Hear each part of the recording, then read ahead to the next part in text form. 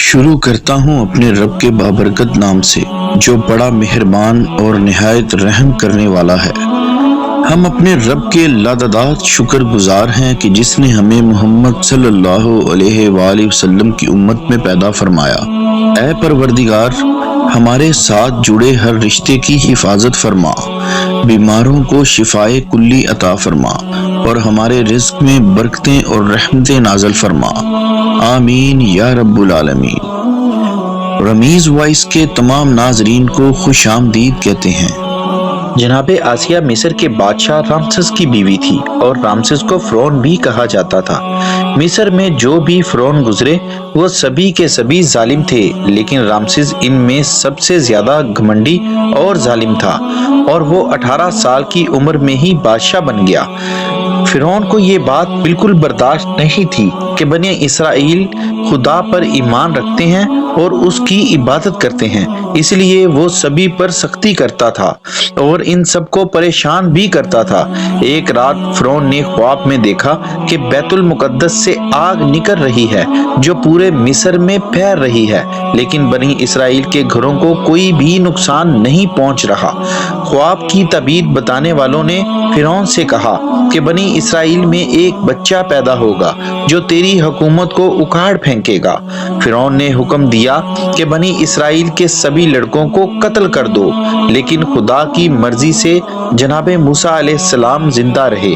جناب موسیٰ علیہ السلام کی والدہ نے ان کو اللہ کے حکم سے ایک صندوق میں رکھ کر دریائے نیل میں بہا دیا اور جناب موسیٰ علیہ السلام پانی کے بہاؤ کے ساتھ فرعون کے محل تک پہنچ گئے۔ خدا کی مرضی یہ تھی کہ حضرت موسیٰ علیہ السلام کی پرورش بھی فرعون کے محل میں ہی ہوئی۔ جناب آسیہ کو صندوق میں پڑا ہوا انتہائی خوبصورت بچہ ملا، جس کو دیکھ کر وہ باغ باغ ہو گئی اور اس کو چومنے لگی اور اس کو محل کے اندر لے گئی۔ جناب آسیہ نے فرعون سے کہا کہ وہ اس بچے کی دیکھ بھال اور پرورش کریں گی۔ جناب آسیہ کی کوئی اولاد نہیں تھی، اسی وجہ سے فرعون نے ان کی بات مان لی۔ جناب آسیہ خدا پر ایمان رکھتی تھی اور وہ فرعون کی نظروں سے دور خدا کی عبادت کیا کرتی تھی۔ کسی نے کبھی بھی جناب آسیہ میں کوئی برائی نہ دیکھی۔ جناب آسیہ وہ پہلی خاتون تھی جو حضرت موسیٰ علیہ السلام پر ایمان لائی۔ جناب آسیہ کو جنت کی ان 4 خواتین میں گنا جاتا ہے جن کا انتظار جنت کرتی ہے۔ جناب آسیہ کے علاوہ جناب مریم سلام اللہ علیہا، جناب خدیجہ الکبریٰ سلام اللہ علیہا اور جناب فاطمہ الزہرا سلام اللہ علیہا شامل ہیں، اور ان 4 عورتوں میں سے جناب فاطمہ الزہرا سلام اللہ علیہا جنت کی تمام عورتوں کی سردار ہیں۔ فرعون کی جانب سے آسیہ کے والد کو کہا گیا کہ وہ آسیہ کی شادی اس سے کر دیں، لیکن جناب آسیہ نے شروع میں تو نہ مانا کہ وہ نہیں چاہتی تھی کہ وہ ظالم اور گھمنڈی شخص کی بیوی بنے۔ فرعون نے کہا اگر وہ شادی کے لیے راضی نہ ہوئی تو ان کے والد کو قتل کر دیا جائے گا۔ انہوں نے اسی وجہ سے مجبور ہو کر رامسس کے لیے ہاں کر دی۔ جناب موسیٰ علیہ السلام نے حضرت آسیہ کی تربیت میں پرورش پائی یہاں تک کہ وہ جوان ہو گئے۔ ایک دن یوں ہوا کہ ایک کنیز فرعون کی بیٹی کے سر میں کنگھی کر رہی تھی۔ کنگھی ہاتھوں سے چھوٹ کر نیچے گر گئی اور وہ کہنے لگی خدا کے نہ ماننے والوں پر لعنت ہو۔ فرعون کی بیٹی پوچھتی ہے کہ خدا سے تمہاری مراد ہی کیا ہے؟ کیا تمہارا خدا میرا باپ فرعون ہے؟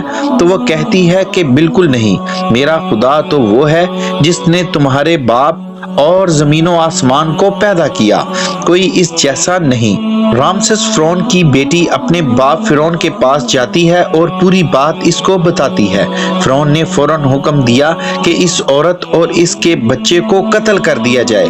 جناب آسیہ اس عورت کو بچانے کی بہت کوشش کرتی ہے لیکن کوئی فائدہ حاصل نہیں ہوتا۔ فرعون سمجھ جاتا ہے کہ اس کی بیوی جناب آسیہ سلام اللہ علیہا تمام دنیا اور انسانوں کو بنانے والے خدا خدا پر ایمان رکھتی ہیں۔